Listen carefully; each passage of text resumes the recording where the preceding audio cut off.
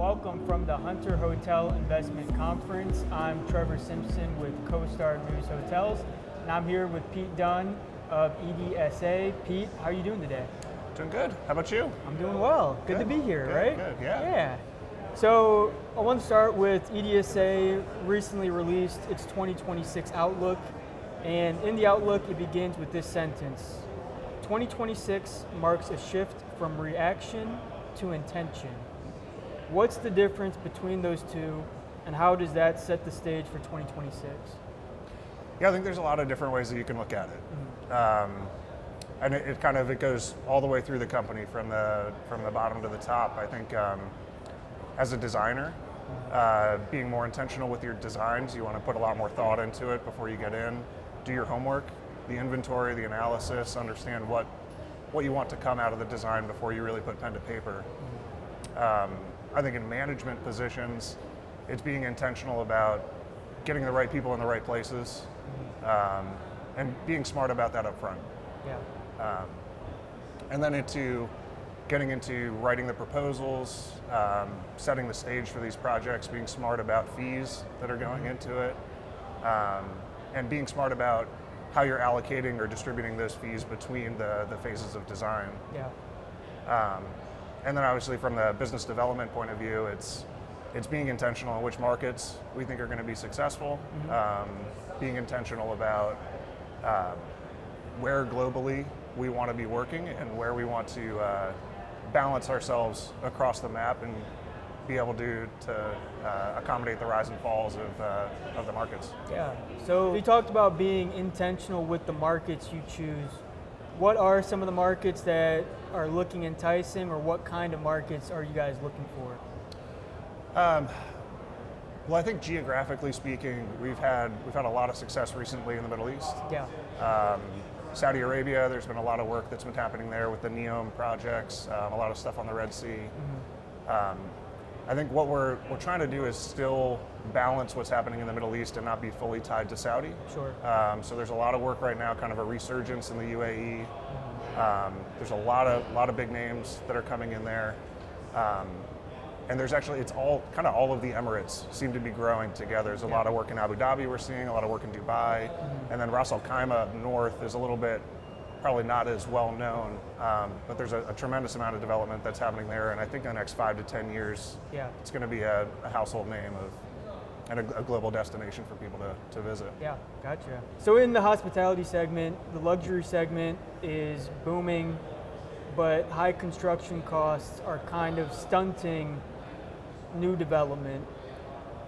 As a luxury developer, how has these trends affected your approach to your business? Yeah, and I guess I haven't personally seen it.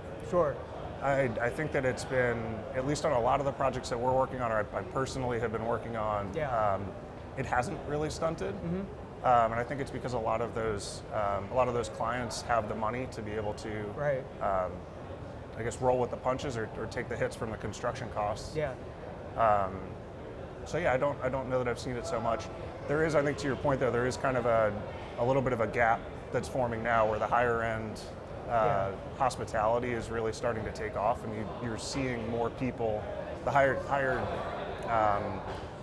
income demographic are the people that are ones spending money on travel and going around. So I think maybe the change is just focusing on those higher end clients and a little bit less on the lower hotels. Sure. Sustainability is obviously always a huge point of focus in development. You've been with EDSA since 2013. Yeah. How have you seen sustainability evolve over the years, and have there been any lessons learned throughout your time with the company? Yeah, I think that I've been curious if this is actually personal growth, or if this is what is happening across the board. But I've noticed, at least in when I started, there was a lot of thought kind of like coming out of school and thinking about like landscape architects, like we can go out there, if we're putting trees on buildings, then we're making everything green and it's going to save the world. And I don't know that the research wasn't there, at least for me yet, or the homework.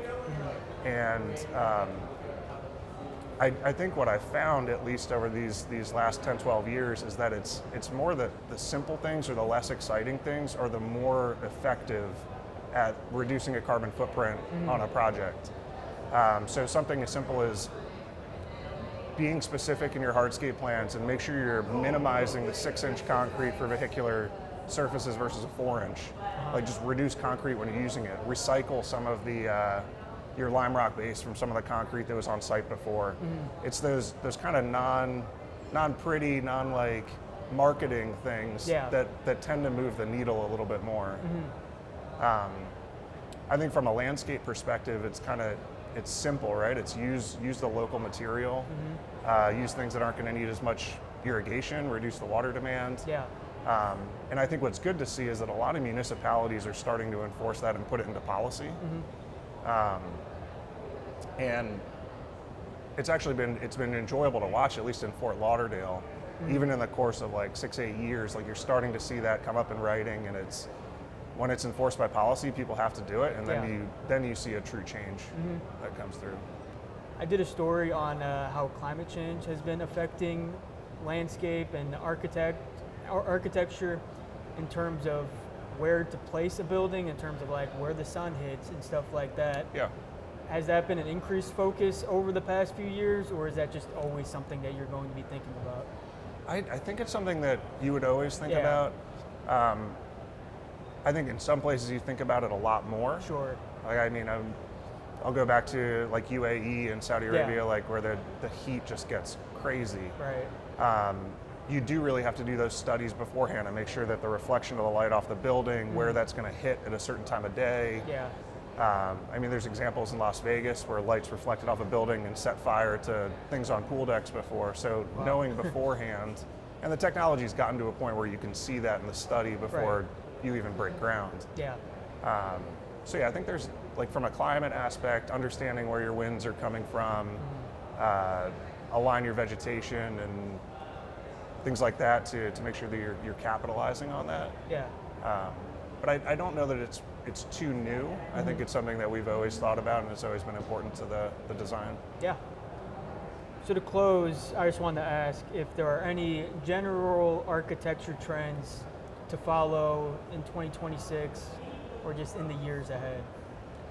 I think AI is the big one. I know everyone's talking about it, They are. obviously, because it's going to be crazy. We'll see what happens. But I think what I've noticed is that I feel like design a lot of times comes out of the ability to craft it or the tools that you have to make the design.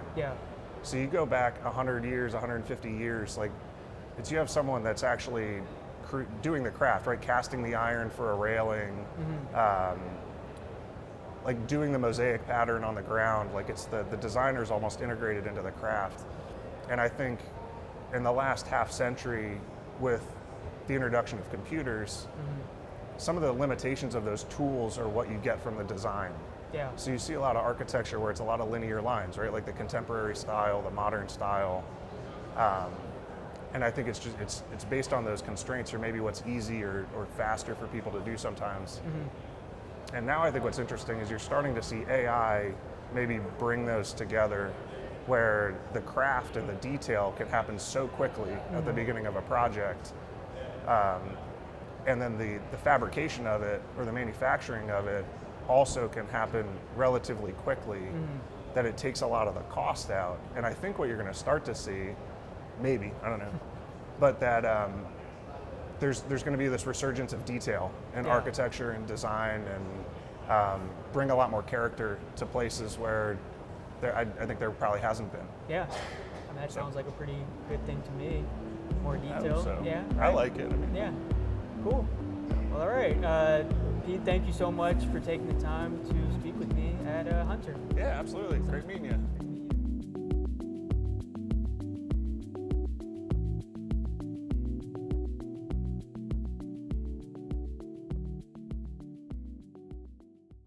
Hi, I'm STR's Isaac Colazo. And I'm CoStar's Jan Freitag. And together we are the data geeks behind Tell Me More, a hospitality data podcast work. Every month, we bring you a fresh take on the latest hotel data, insights into the travel trends behind that performance, and the big picture topics you should be thinking about. And we also don't mind getting into some good-natured disagreement from time to time. Hey, when Isaac and I start talking data together, anything can happen, and it usually does. Subscribe to the podcast on Apple Podcasts, Spotify, or wherever you like to listen. This episode of the CoStar News Hotels podcast was recorded on March 16th, 2026 by Meredith Sheridan at the Hunter Conference. It was edited for the podcast by me, Trevor Simpson. Find all hotel industry news at costar.com/hotel news. Thanks for listening.